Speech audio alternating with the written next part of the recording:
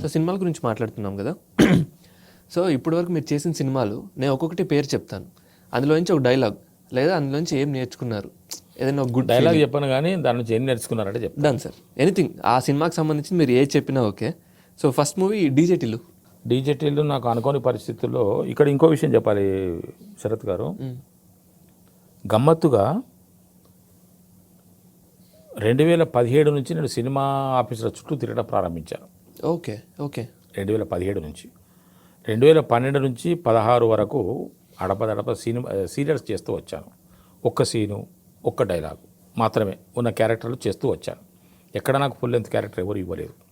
1-2 సార్లు జీ ఆఫీస్కో లేకుంటే ఇంకో ఆఫీస్కో మా ఆఫీస్కో అవి మన ఫొటోస్ నా పోర్ట్ఫోలియో పంపించిన ఐ మీన్ అది బయట అది పంపించినా కూడా రిజెక్ట్ చేశారు వాళ్ళు. ఓకే.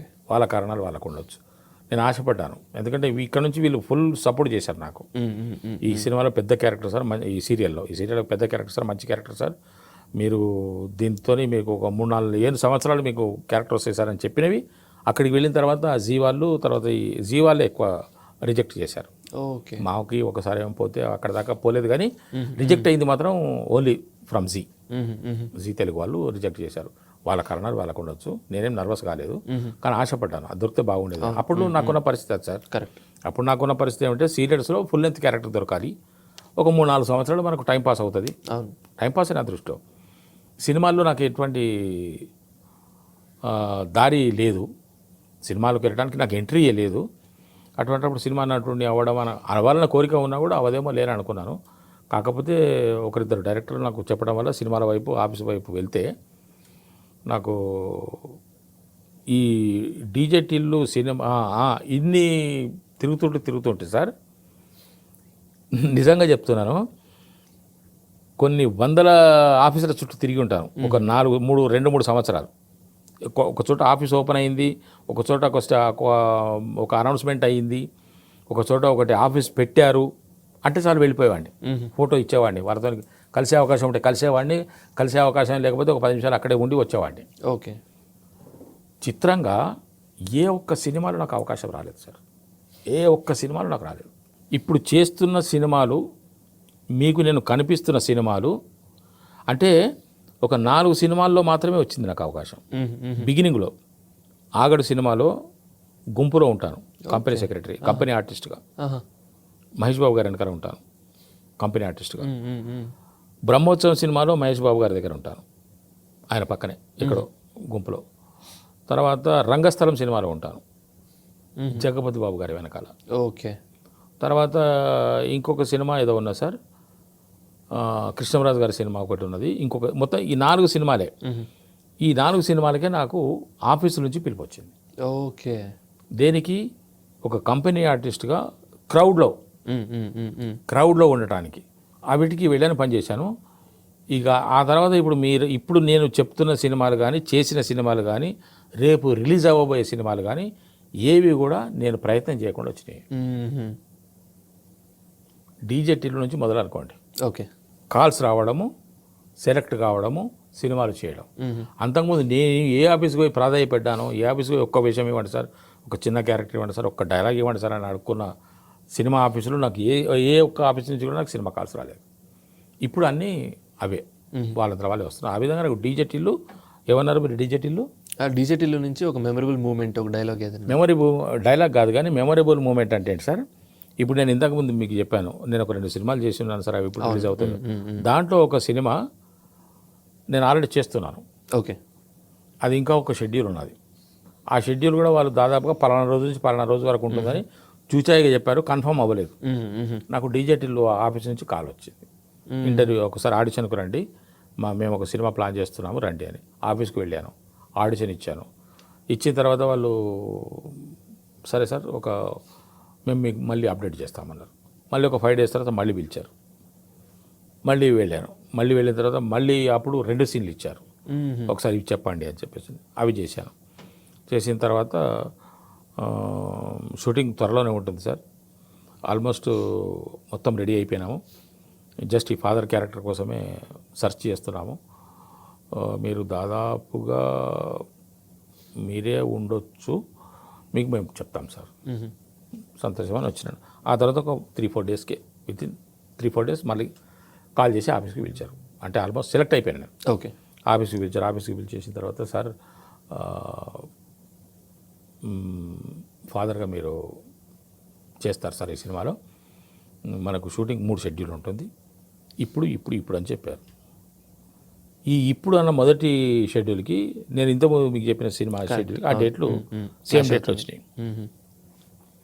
నెక్స్ట్ సెకండ్ థర్డ్ అంటే ఓకే సార్, అంటే వీళ్ళు చేస్తారో చేయరో, ఈ సినిమా ఎటువంటిదో మనకు తెలియదు. నేను అక్కడ చేస్తున్న సినిమా నాకు కావాల్సిన సినిమా, మంచి క్యారెక్టర్ చేస్తున్న సినిమా.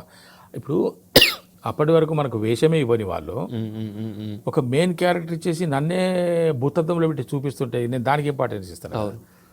ఇది బ్యానర్ పెద్దది కావచ్చు, వీళ్ళకి దాని మీద హోప్ ఉండొచ్చు, నా కెరీర్ మీద కూడా వాళ్ళకు హోప్ ఉండొచ్చు. వాళ్ళకి ముందే ఈ క్యారెక్టర్ ఎవరు చేసినా కూడా వాళ్ళకు మంచి ఫ్యూచర్ ఉంటుంది అనేది వాళ్ళ నమ్మకం. ఓకే. అది ఎవరు చేస్తారన్నది కాదు, ఇది ఎవరు చేసినా కూడా వాళ్ళకి మంచి గుర్తింపు వస్తుంది, ఆఫర్స్ వస్తాయని వాళ్ళకు నమ్మకం. ఆ విధంగా అంటే మరి నేను ఫస్ట్ దానికి కొంచెం క్లాష్ వచ్చినట్టున్నాను సార్. మరి నేను దానికి అలాగా సార్, ఇది మెయిన్ క్యారెక్టర్ అండి, ఇది ఫాదర్ క్యారెక్టరు, మరి చూసుకోండి, మీరు ఆలోచించుకోండి అన్నాడు.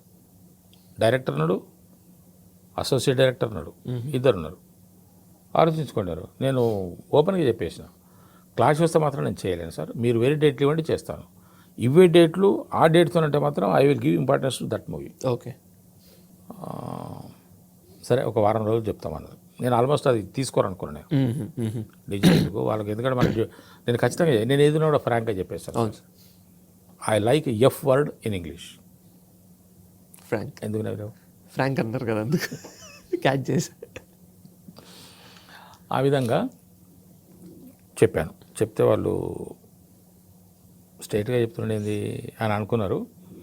ఆ తర్వాత సరే సార్, మరి మేము ఒకసారి చెక్ చేసుకొని చెప్తాము, ఆ డేట్ ఏమిటో మీకు చెప్పండి అన్నాడు. నేను అవి నాకున్న డేట్లు ఆయన ఉజ్జాయింపు గారే చెప్పినా కూడా నేను పక్కాగా వీళ్ళకి అబే డేట్ అని చెప్పాను. నేను 10 రోజుల్లో మనకు 5 రోజులు ఉంటుంది సార్ అని అంటే కూడా ఆయన, నేను వీళ్ళకి 10 రోజులు నేను అక్కడే ఉన్నానని చెప్పాను.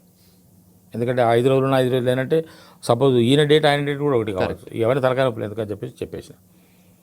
ఆ తర్వాత నేను మా ఊరికి వెళ్తుంటే మా ఊరికి అప్పుడు సంక్రాంతి పండుగ ఏదో ఉండే, బండి మీద నేను ఇప్పటికీ బండి నడుపుతాను మంచిగా. ఇప్పుడు నువ్వు బండి బాప కూడా కార్లో నేను బండి మీద వస్తుంటాను అంటే నాకు ఇష్టం సార్. ఇష్టం ఎందుకు తెలుసా, దాంట్లో పెద్ద మతలబు ఉన్నది. మతలబు అంటే తెలుసు కదా, తెలుసు విషయం సంగతి. ప్రకృతిలో వస్తాం మనం, ఎండ తగులుతుంది, గాలి తగులుతుంది, చుట్టూ ఉన్న వాతావరణం తగులుతుంది, 4 మనుషులు కనిపిస్తారు, మన కదలికలు మారిపోతుంటాయి, మన ఆలోచనలు మారిపోయి, ఇవన్నీ ఉండాలి. మనిషి యాక్టివ్గా ఉండాలి అంటే ఇవన్నీ ఉండాలి. మనం ఒక రూమ్లో కూర్చున్నామని అంటే గడ్డ కట్టుకొని పోతాం. మనిషి శారీరకంగానే కాదు, మానసికంగా మేధస్సుతో కూడా ఎప్పటికప్పుడు పని కల్పిస్తూనే ఉండాలి. అలాగా అయితే మా ఊరికి వెళ్తున్నాను. మా ఊరికి వెళ్తుంటే ఫోన్ వచ్చి సార్ మేము అదే మన సితారా ఎంటర్టైన్మెంట్స్ ఆఫీస్ నుంచి మాట్లాడుతున్నాను, నా పేరు రామకృష్ణ, ఆర్కే అంటారు నన్ను అన్నాడు. సార్ నమస్తే సార్, మీరేంటి సార్ అన్న, కో డైరెక్టర్ నేను సార్, చెప్పండి సార్ అన్న. అదే ఈ డిజిటల్ కాదు దానికి, ఆ సినిమా పేరు నరుడి బ్రతికినట్టు. ఆ సినిమాకు మీకు డేట్లు ఇస్తున్నామండి, ఒకసారి నోట్ చేసుకుంటారా మురళీధర్ గారు, మీ శబ్దాలు వస్తున్నాయి, ఎక్కడ ఉన్నారు అన్నారు. బండి పక్కకి వీటిని ఏం లేదు సార్, పక్క ఎవరో చెప్పండి సార్ అన్న అని చెప్పాడు. ఊపిరి పీల్చుకున్న ఆనందంతో ఎగిరి గంతేసిన. ఈ డేట్లు వేరు, ఆ డేట్లు వేరు. ఓకే. అయితే ఇంతకుముందు ఇంకోటి ఏం చెప్పిన తెలుసా, వీళ్ళకి నేను దానికే ఇంపార్టెన్స్ ఇస్తా, అవసరమైతే నేను దీన్ని వదులుకుంటానన్నా అని చెప్పిన కదా. చెప్పిన తర్వాత ఒక చిన్న సంఘటన జరిగింది, అది మర్చిపోయాను. అదేమైంది, డైరెక్టర్ గారు వెళ్ళిపోయారు అక్కడ నుంచి. ఆయన ఏదో పని మీద లోపలికి వెళ్ళాడు. అసోసియేట్ డైరెక్టర్ అక్కడ ఉన్నాడు. ఉండి, మురళీధర్ గారు మీరేదో సినిమా చెప్తున్నారు, అది చిన్న సినిమా, మీకు మంచి క్యారెక్టర్ కావచ్చు, నేను చెప్పేది ఒకసారి వినండి మీరు. ఈ సినిమా సితారా ఎంటర్టైన్మెంట్స్ మీకు రిలీజ్ అవుతుంది, దీంట్లో మీది క్యారెక్టర్ పెద్దది, ఈ సినిమా హిట్ అవుతుంది. ఎందుకో ముందే చెప్పారు వాళ్ళు, ఈ సినిమా హిట్ అవుతుంది, ఈ ఫాదర్ క్యారెక్టర్కు మంచి గుర్తింపు వస్తుంది, మీరు ఒకసారి ఆలోచించుకోండి, ఇన్ కేసు డేట్లు కనుక క్లాష్ వస్తే అది ఆల్రెడీ చేసి ఉన్నారు కాబట్టి అతన్ని మేనేజ్ చేసుకోండి, ఈ సినిమా మీరు చేసుకోండి అని అన్నాడు ఆయన. సరే నచ్చ చెప్తున్నాడేమో అనుకుని సరే సార్ అన్నట్టుగా అన్నాను. కానీ ఆయన కూడా అనుకున్నాడు, ఇంత చెప్పినా కూడా ఆయన అటువైపు చూస్తున్నాడు అని అనుకున్నాడు. లేకుంటే వాళ్ళకి మళ్ళీ డేట్లు కుదిరే తెలియదు, కానీ నా అదృష్టం బాగుందేమో తెలియదు. కానీ ఆ రెండు వేరు వేరు డేట్లు వచ్చినాయి. ఆ తర్వాత ఇది స్టార్ట్ అయింది. ఆ డీజే టిల్లులో నాకు ఆ వేషం రావడానికి కారణము, అంతకుముందు వాళ్ళ ఫాదర్ క్యారెక్టర్ కోసం కొంతమందిని ఆడిషన్ చేశారట.